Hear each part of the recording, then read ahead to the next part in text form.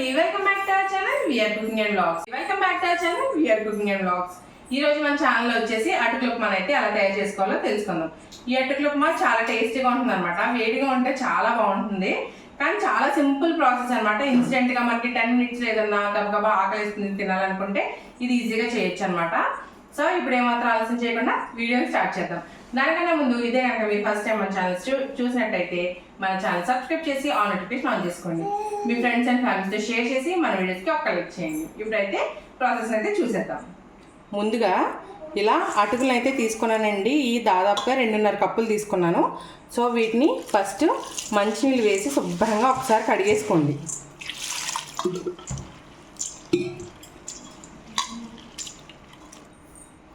ఇలా శుభ్రంగా కడిగి తీసుకొచ్చేసుకున్నాం కదండి. ఇప్పుడు ఇందులో కొద్దిగా వాటర్ వేసి తడికి పెట్టుకోండి అన్నమాట.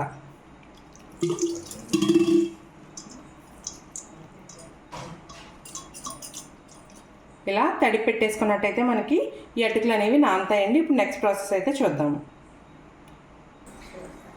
ఇప్పుడు మనం అటుకులు నానబెట్టుకున్నాం కదండి. ఇప్పుడైతే తాలింపు అయితే పెట్టేసుకుందాం అనమాట. తాలింపు కోసం మనకి రెగ్యులర్గా పెట్టుకునే తాలింపు కాదండి, ఇందులోకి మనం పెట్టుకునేది కొంచెం డిఫరెంట్గా ఉంటుంది, కానీ టేస్ట్ చాలా బాగుంటుంది. సో ఇప్పుడైతే తాలింపుని ఎలా పెట్టుకోవాలో, ఏ పదార్థాలు వేసి పెట్టుకోవాలో ఇప్పుడైతే చూద్దాం. ముందుగా ఇలా మూకిట్లో కొంచెం ఆయిల్ అయితే వేసుకోండి. ఇది మనం చక్కగా పిల్లలకి స్నాక్లా కూడా చేసి పెట్టచ్చు అనమాట. అప్పటికప్పుడు వాళ్ళకి కూడా చాలా హెల్దీ అనమాట. ఆయిల్ కాగాక ఇలా జీడిపప్పును అయితే వేసేసుకొని వేయించుకోండి. వీటిని ఇప్పుడు పక్కకైతే తీసేసుకోండి.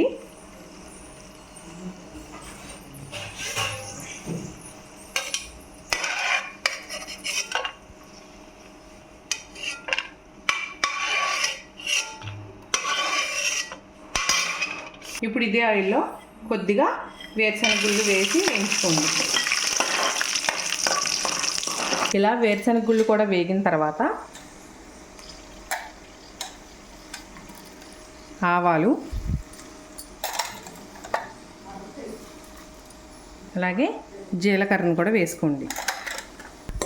ఆవాలు జీలకర్ర కొంచెం చిట్పట్లాడాలన్నమాట, అందాక వేయించుకోండి.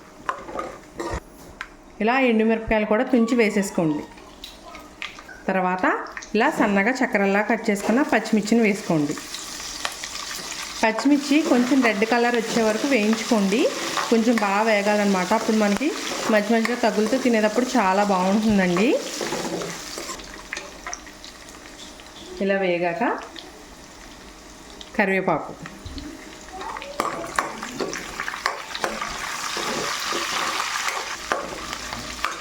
ఇలా కరివేపాకు కూడా వేగిన తర్వాత ఉల్లిపాయ వేసుకోండి.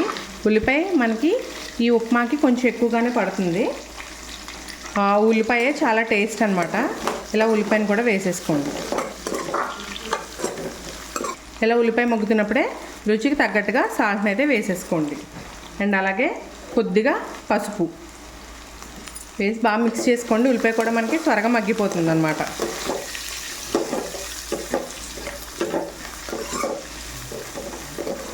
ఇలా మనకు ఉల్లిపాయలు కూడా మగ్గిపోయినాయి కదండి. మనం చట్నీ చేసుకోండి కదా శనగపప్పు, ఆ శనగపప్పుని వేసుకోండి తాలింపు. ఇలా శనగపప్పు వేసుకున్నాం కదండి. శనగపప్పు ఒక్క నిమిషం వేయించుకోండి అంతే. ఎక్కువ వేగినా మనకి గట్టిదనం వస్తుంది అనమాట. ఇలా వేసుకున్న తర్వాత మనం ముందుగా నానబెట్టుకున్న ఈ అటుకులను అయితే వేసేసుకోవాలి.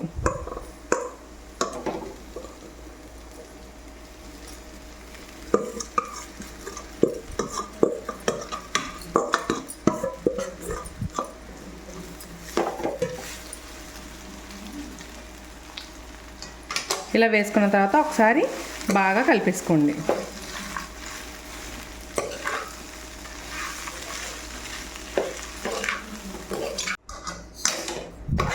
ఇలా మొత్తం ఈవెన్గా కలిపేసుకున్న తర్వాత స్టవ్ ఆఫ్ చేసేసుకోవడమేనండి. అటుకులు ఎక్కువసేపు వేగక్కర్లేదు అనమాట. చక్క మెత్తగా ఉంటేనే బాగుంటుంది. సో చూసారు కదా ఎలా పొడిపొడిలాడుతూ వస్తుందో.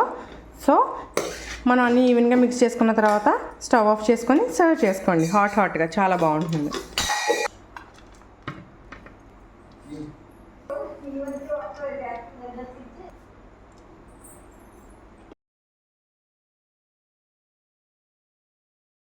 సో చూసారు కదా మన పోహా ఉప్మా రెడీ అయిపోయిందనమాట. చాలా సింపుల్గా చాలా త్వరగా అయిపోతుంది. పిల్లలకు కూడా ఈజీగా అప్పటికప్పుడు ఆకలేస్తుందంటే ఇలా ఈజీగా చేసి పెట్టేయచ్చు అనమాట. సో ఇప్పుడైతే నాకు ఎలా కుదిరిందో ఇప్పుడు మీకు టేస్ట్ చేసి చెప్తాను. మీకు కావాలనుకున్న వాళ్ళు ఇలా నిమ్మకాయని కూడా పిండుకోవచ్చు. టేస్ట్ చాలా బాగుంటుంది. నేనైతే కొద్దిగా నిమ్మకాయ వేసుకుంటున్నాను. వేసుకొని తింటే చాలా బాగుంటుంది అనమాట.